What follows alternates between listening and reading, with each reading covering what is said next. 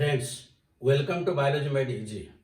We are discussing the second kingdom, that is Protista, where initially I have told you that the protists are divided into three groups. Some are photosynthetic, and under that photosynthetic, usually the chrysophytes, dinoflagellates, and eukaryotes are coming. And those three already we have discussed. The next one is one which resembles the fungi, and that is we'll discuss now, that the slime molds.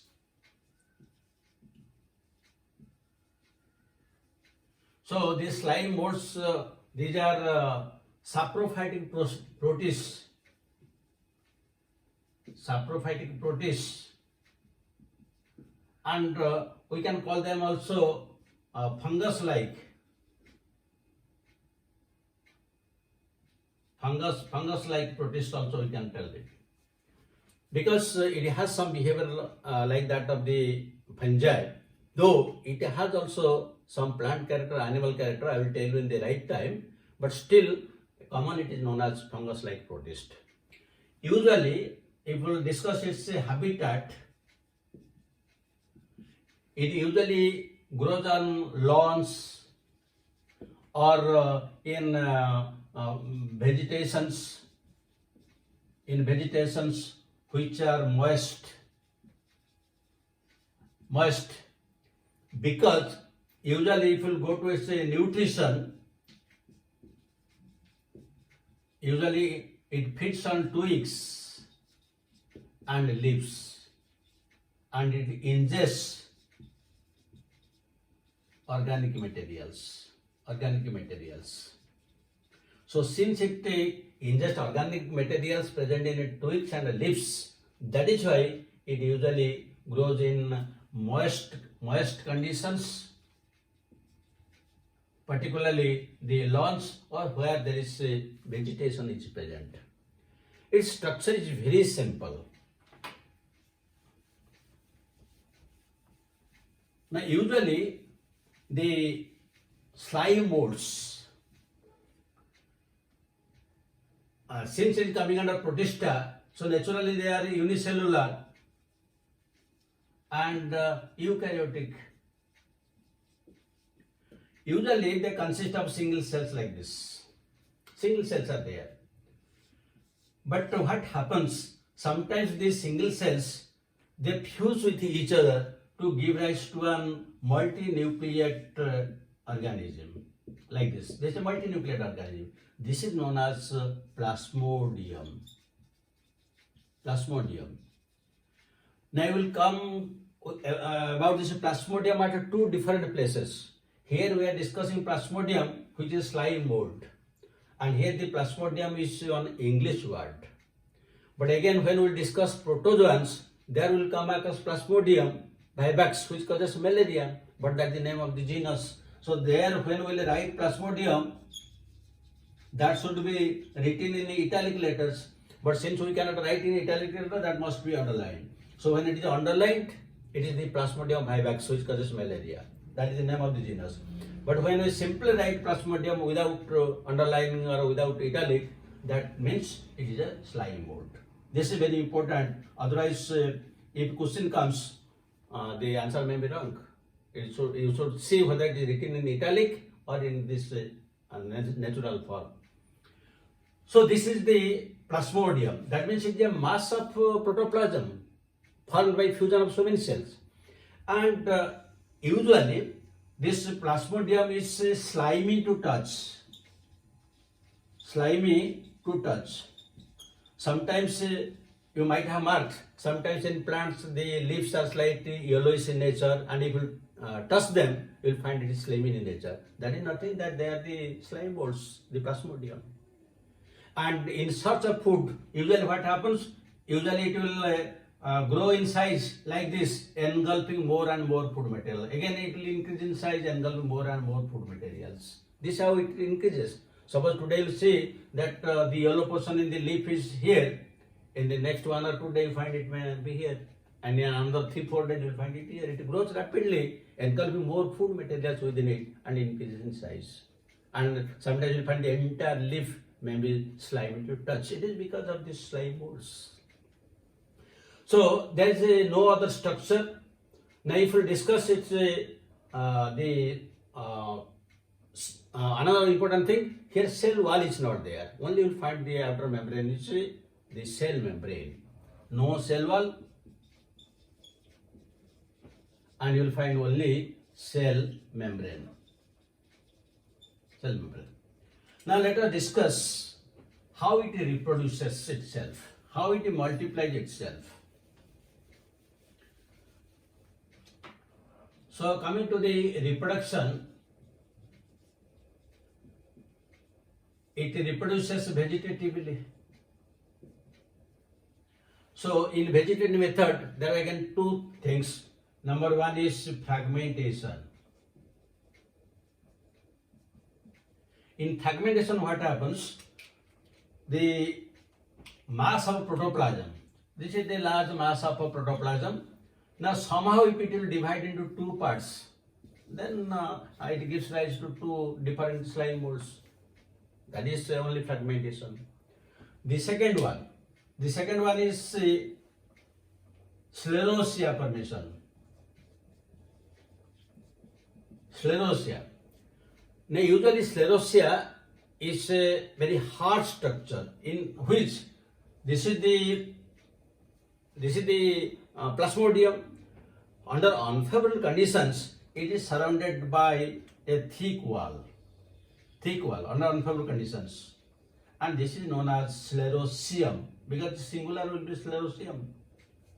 And again, when favorable condition will come, it will germinate and give rise to the plasmodium.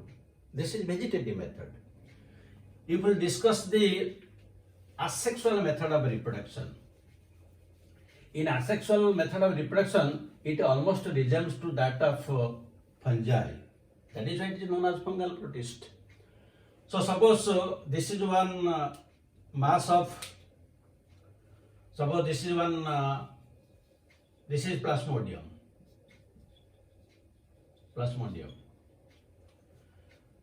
Now, under unfavorable condition, what will happen? The plasmodium will give rise to fruiting bodies. This is the plasmodium. From this, some fruiting bodies will come out like this.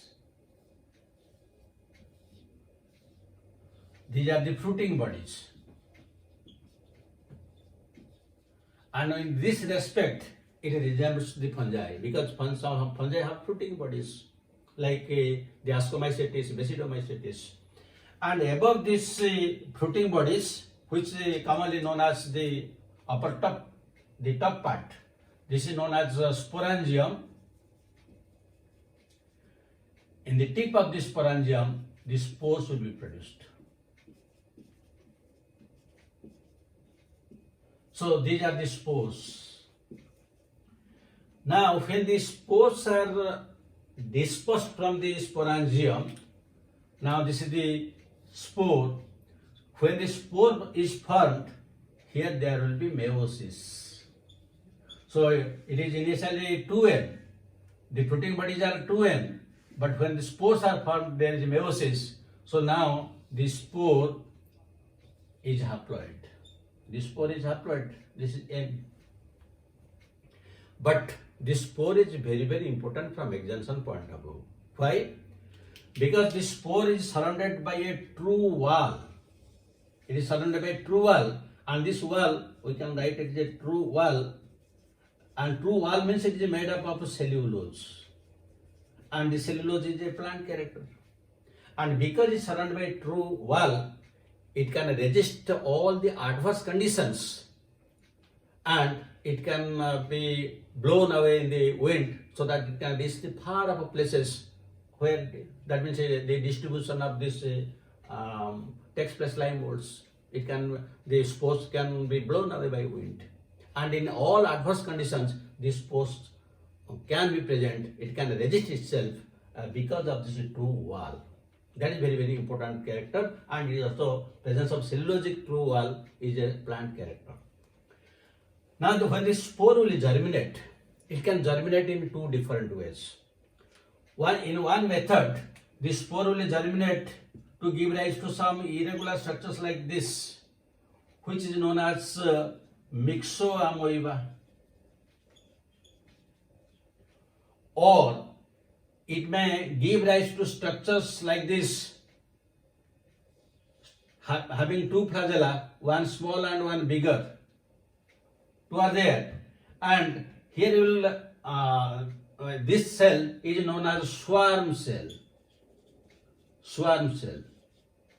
That means when the spore will germinate, it can give rise to two different types of structures. One is myxoamoeba, which is irregular structure, and the other is swarm cell.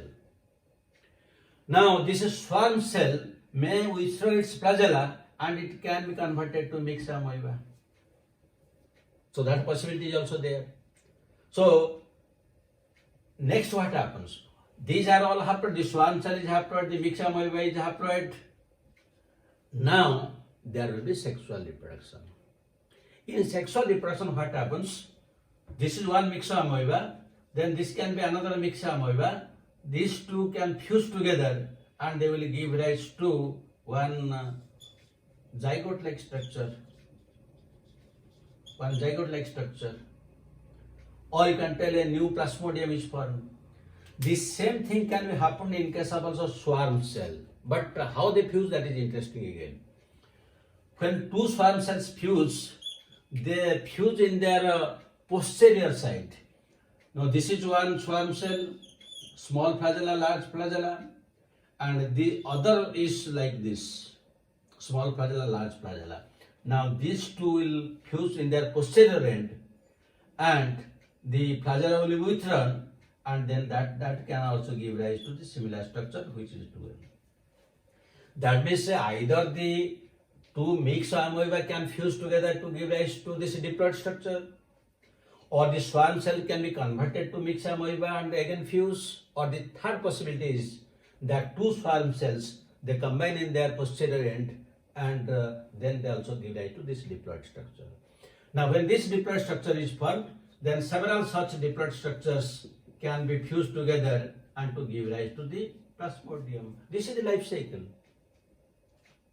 So here we can see it resembles plants, animals and fungi in all respects. Suppose we will discuss how it resembles to the plants. What are the plant characters? The plant characters is the cellulosic wall in spore. That is a plant character. And you will go to the animal character. Animal character that behaves like predators, so in the form of a nutrition, because they are behaving like the predators, so that is animal character. Again, the body structure is also animal character, the somatic organization. And what is the fungal character? The fungal character is the formation of a fruiting body. Formation of a fruiting body. That means the slime molds have plant characters, animal characters and fungal characters, and these are the characters, though common they are known as the fungal type of a protist. So this is all about the slime molds. Now let us discuss question.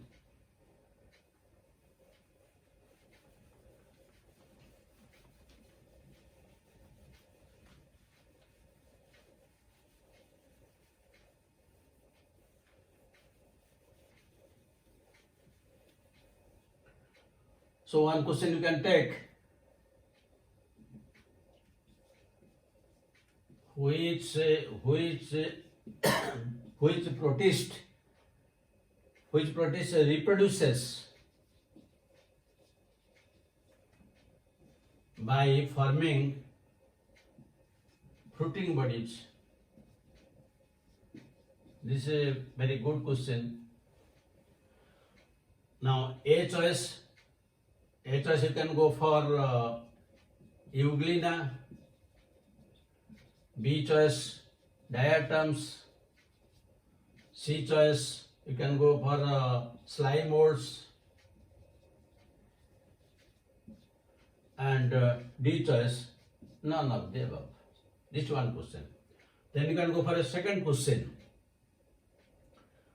The second question you can write, which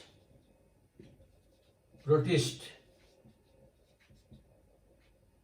has more similarities with fungi. So here you can write slime molds.